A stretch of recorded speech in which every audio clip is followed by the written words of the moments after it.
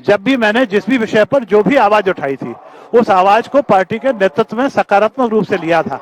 और मैं कुल मिला के पार्टी को जागृत करने के लिए, या जहां मुझको लगता था कि चूक हो रही है, उस चूक को उजागर करने के लिए उन आवाज उठाता था। कुछ आवाजें मीडिया के माध्यम से आम जनता के पास पहुंच जाती थी, जिसके कारण से मुझको उस तरीके का टैग मिल गया था। मैं उससे कहीं ज्यादा बातें भारतीय जनता पार्टी के नेताओं से, प्रदेश और देश के नेताओं से करता रहा हूं, और मुझको हमेशा सकारात्मक रूप से लिया है।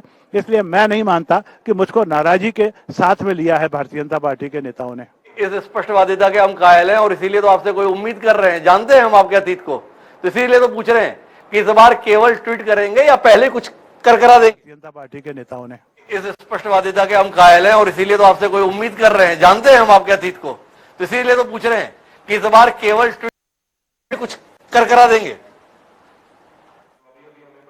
ये समय आने दीजिए, मौका आने दीजिए, जैसा अवसर होगा वैसा खेल खेला जाएगा। अब 163 सीटें जीत रही है भाजपा, और कौन से समय का इंतजार करे साहब? नहीं, वो तो ठीक है ना। अभी तो नेता तय होगा, मंत्रिमंडल तय होगा, आगे की योजनाएं तय होंगी। बड़ा महत्वपूर्ण टिप्पणी कर दिया आपने, अभी तो नेता तय होगा। कौन नेता होगा भाई? 163 सीटें आ रही हैं भारतीय जनता पार्टी की, सरकार के मुखिया शिवराज सिंह चौहान है। अजय विश्नोई जैसा अनुभवी राजनेता क्या मानता है, ऐसे नतीजे के साथ में नेतृत्व बदलना चाहिए या इसी नेतृत्व को मौका मिलना चाहिए? देखिए, इस पर अजय विश्नोई टिप्पणी करने के योग्य नहीं पाता अपने आप को। नेतृत्व बदलना चाहिए कि वही रहना चाहिए, ये तो केंद्र की सरकार तय करेगी। केंद्र का नेतृत्व हमारा जो है, केंद्रीय नेतृत्व इस चीज को तय करेगा। पर मेरी अपनी मान्यता है कि वास्तव में जिस तरीके का गेम भाई शिवराज सिंह जी ने आगे बढ़ के, ये जीत में उनका उन्होंने एक अहम रोल पैदा जो है किया है। तो उस अहम रोल को देने के लिए सरकार उनको आशीर्वाद देगी, केंद्र का नेतृत्व उनको आशीर्वाद देगा, या ये भी हो सकता है कि केंद्रीय नेतृत्व उनको कोई दूसरी बड़ी भूमिका में ले जाए। अच्छा जी, एक बात और आपसे समझना चाहूंगा, पार्टी ने बड़े बड़े नेताओं को इस बार विधानसभा चुनाव लड़वा दिया, ये पार्टी के लिए सहूलियत का विषय है या पार्टी के लिए समस्या का विषय बनेगा?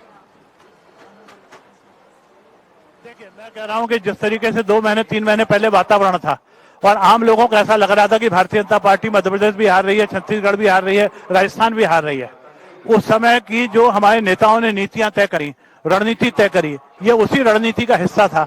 और मैं समझता हूं उस रणनीति का सफलता हमारे सामने आज सामने आकर खड़ी हुई है। इसलिए नेतृत्व ने जो किया वो ठीक किया। बड़े बड़े नेताओं के कारण यहाँ एक सकारात्मक वातावरण बना। आज हम चंबल भी जीत रहे हैं, आज हम महाकौशल भी जीत रहे हैं, हम विंध्य भी जीत रहे हैं, हम बुंदेलखंड भी जीत रहे हैं, हम इंदौर और मालवा भी जीत रहे हैं। ये उसी नीति का परिणाम है। अच्छा जी, अब आखिरी दौर की बातचीत पे आता हूं, कौन से नतीजे से आप ज्यादा अचंभित हो?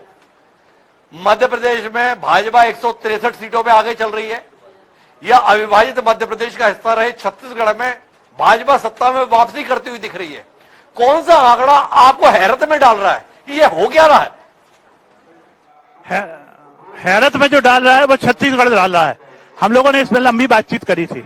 छत्तीसगढ़ में हम लोग ये उम्मीद कर रहे थे कि हम लोग 40 के आसपास पहुंच जाएंगे, पर सत्ता बना ले जाएंगे, सरकार बना के ले जाएंगे, ये हम लोगों को भी विश्वास नहीं था। आज से 2 दिन पहले हुई वार्तालाप में भी हमको ये विश्वास नहीं था। हैरत में डाला है तो छत्तीसगढ़ की जनता ने डाला है। छत्तीसगढ़ की जनता को बहुत बहुत आभार। छत्तीसगढ़ की जनता को आभार जता रहे अजय विश्नोई जी, आपका बहुत बहुत धन्यवाद इस व्यस्तता के बीच में हमारे साथ जुड़ने के लिए। अजय विश्नोई लगातार पाटन में आगे चल रहे हैं